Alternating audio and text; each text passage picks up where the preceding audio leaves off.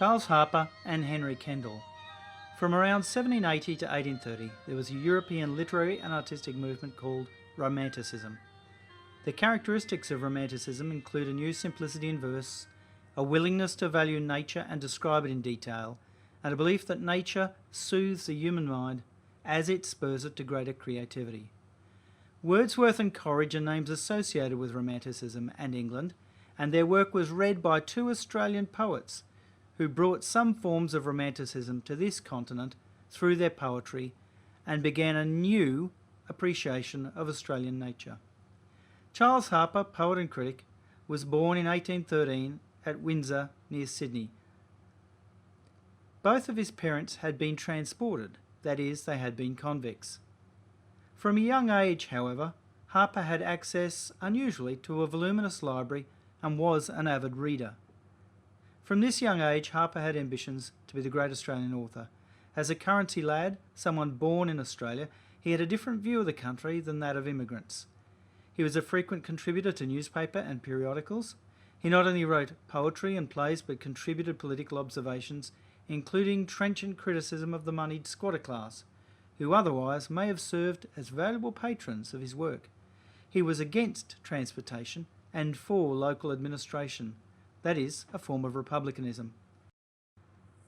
But it is his poetry that is of most interest to us.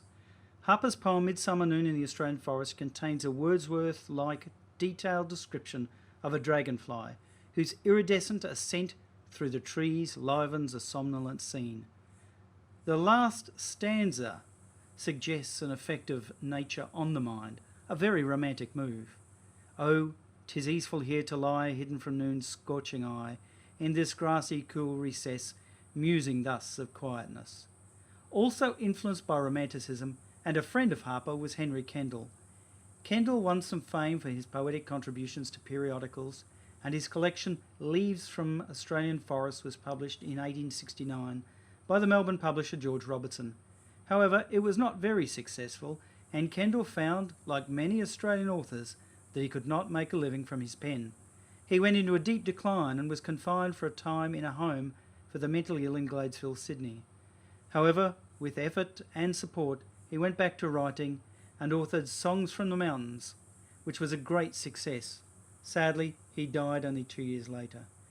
Bellbirds is the best-known Kendall poem. It also shows many signs of romantic influence, including the final stanza's reflections on the role of nature in childhood, memory and imagination.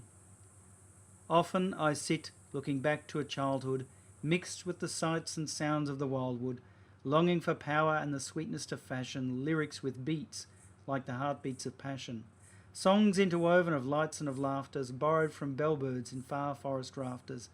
So I might keep in the cities and alleys the beauty and strength of the deep mountain valleys, charming to slumber the pain of my losses with glimpses of creeks and a vision of mosses. The poem, however, also shows some strains in importing English language and sentiment into a description of the Australian bush. Perhaps at this stage, poetic forms and language have not quite adapted to the new country.